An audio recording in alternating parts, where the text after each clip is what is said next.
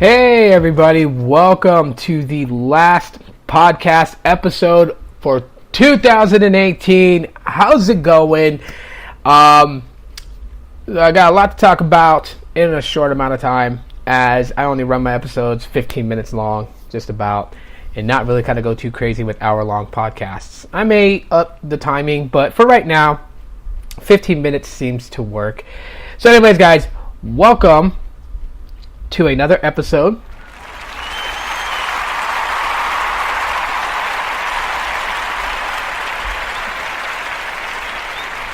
Thank you so much for joining in. Today is December 29th, 2018, and this will be the last podcast episode for 2018.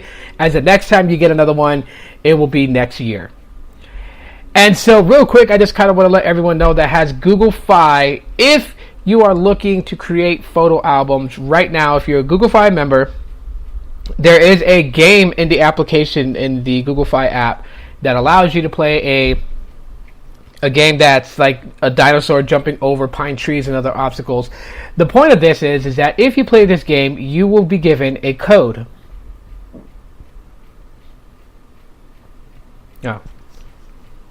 Anyways, distracted there for a second. You'll be given a code.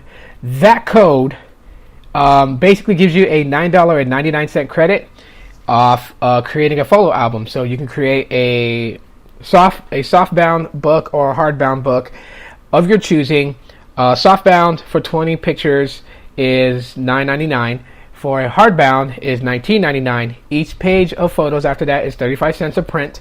So you could create yourself a stunning, beautiful photo album of your best moments that's saved to your Google Photos account. So I just want to let everyone know about that. Alright, so let's just kind of jump right in. First thing I do want to talk about here is a comment that I got where it was talking about budget phones needing to have a higher resolution display as its normalcies. First off, I understand people wanting more. That's the way life works. When you get something that you really like, you want more of it. And therefore, wanting to have budget phones have nothing less than 1080p displays is not bad. It's nothing wrong with asking for that. However, the thing about it is that in order for budget phones to have certain specifications means that flagships have to have higher specifications, right?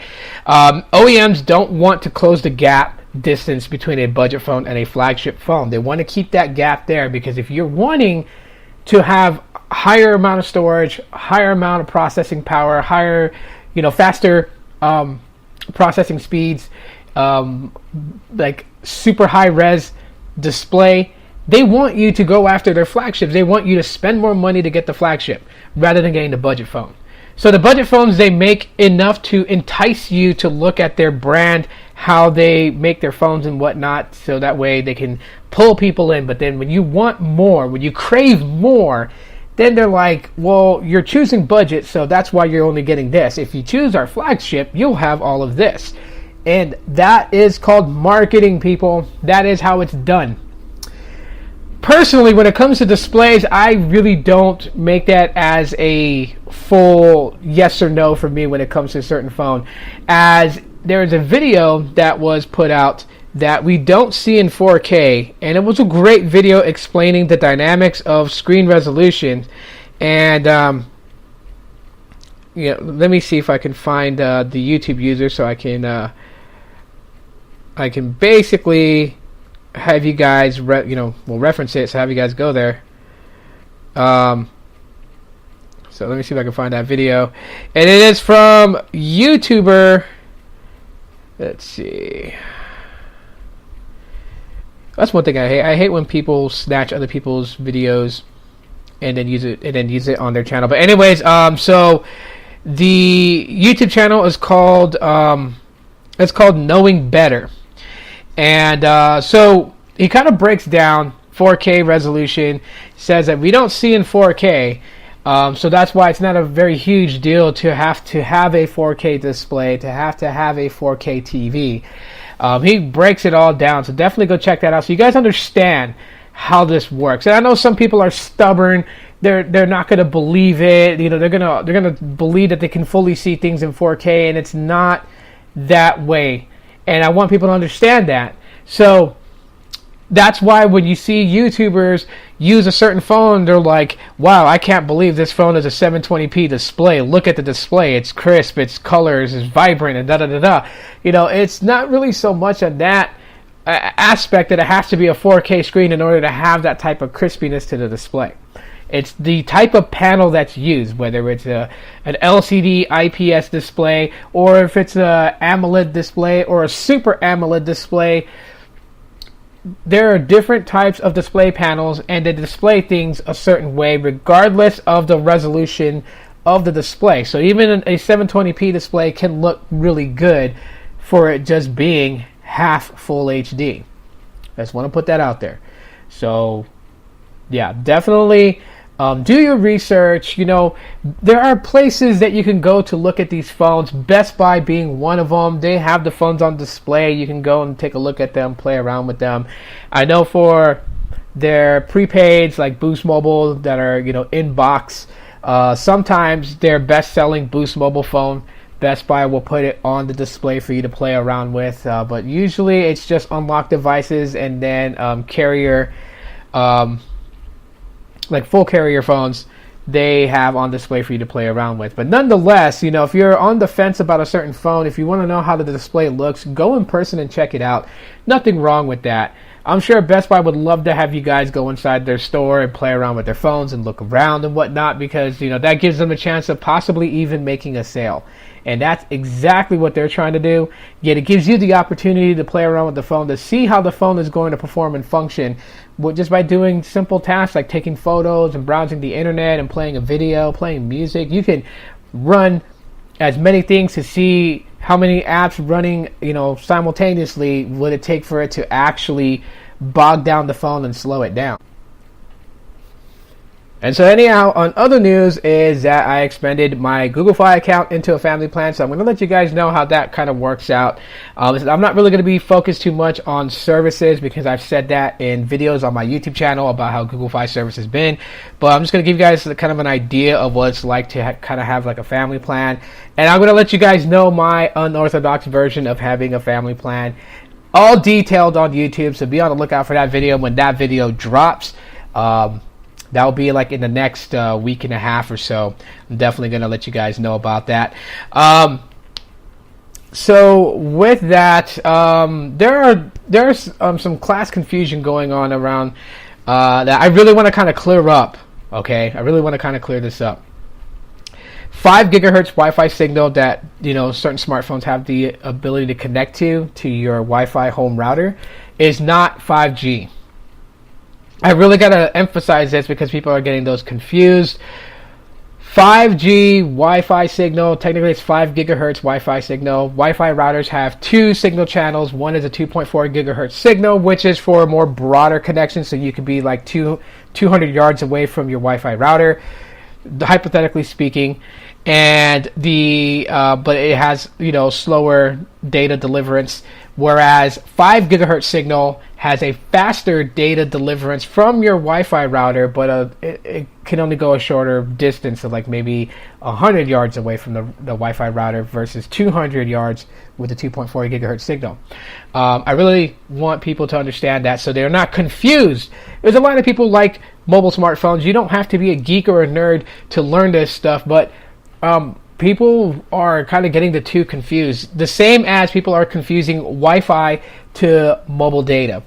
And I want to correct that because everyone is quick to call mobile data Wi-Fi. I'm not sure why they do that.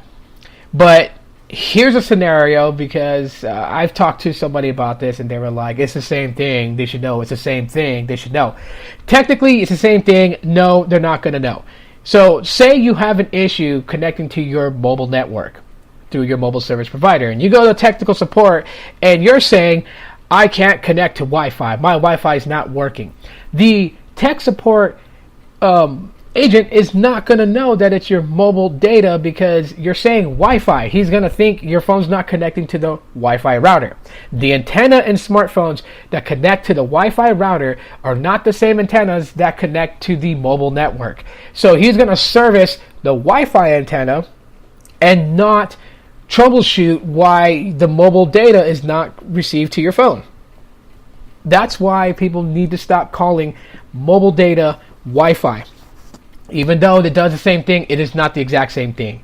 And I really want people to learn that. So next time when you go, you have issues with your phone, do not call mobile data Wi-Fi, because you're going to get a lot of confusion that may aggravate you if the person's not understanding you when you're giving him the wrong terminology for what you're trying to express. So,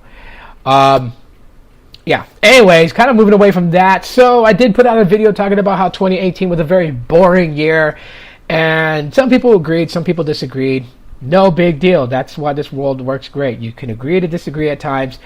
But again, I still stand by it. It was probably, one of the most boring years when it comes to mobile tech. We didn't really have a lot of innovation is what I'm trying to say. That's what I'm emphasizing. We didn't have a lot of innovation. Samsung made a foldable phone, and I think I forgot which other company made a foldable mobile phone, but mobile phones were coming back that were foldable, and a lot of companies were trying to find ways to hide that front-facing camera to have an all-screen display, but a lot of them settled on the notch, and that's what it was. The notch. The notch was everywhere, and it just made things boring. Like a phone that looked like the other phone, that looked like the other phone, that looked like the other phone, that was not made by the same OEM. It's just bad. Really bad. Just really bad for that. So I'm just like, But when it came to, YouTube and everything like that, it wasn't all bad. Don't get me wrong. It wasn't all bad. I mean, aside from technology itself, Nintendo releasing its grip, allowing people to basically do gameplay of Nintendo games was a big plus. I know it's a kind of little off topic, but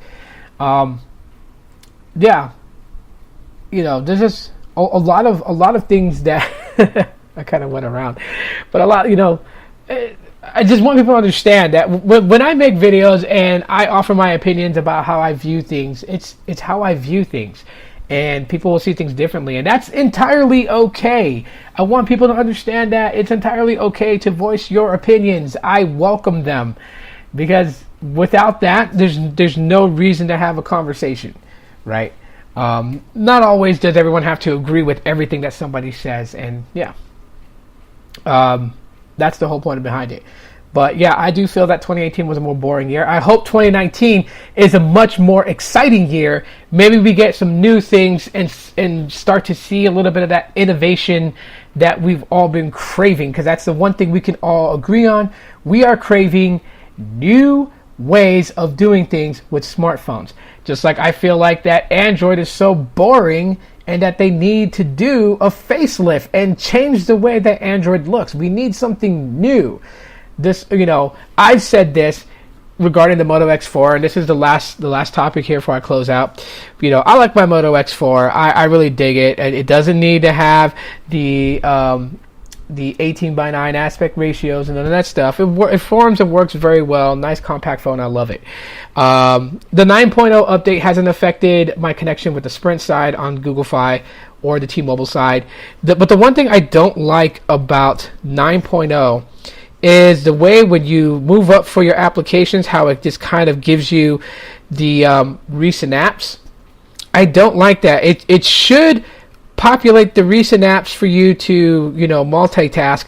Like if you bring it up halfway and let go, it should do it that way, but it shouldn't show you that unless you let go. Like if you're swiping up, there's no need to bring up the recent apps. That should just go away unless you want to bring up the recent apps. So, there's a few things that I think that Google can really work on to kind of fix Android. And hopefully they do that with the next iteration of Android.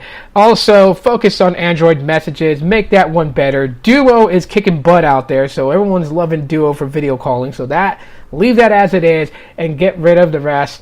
focus on Android messages and make that great. That's what I want to see in 2019. So, if you guys enjoyed the episode, let me know, and I will talk to you guys next year.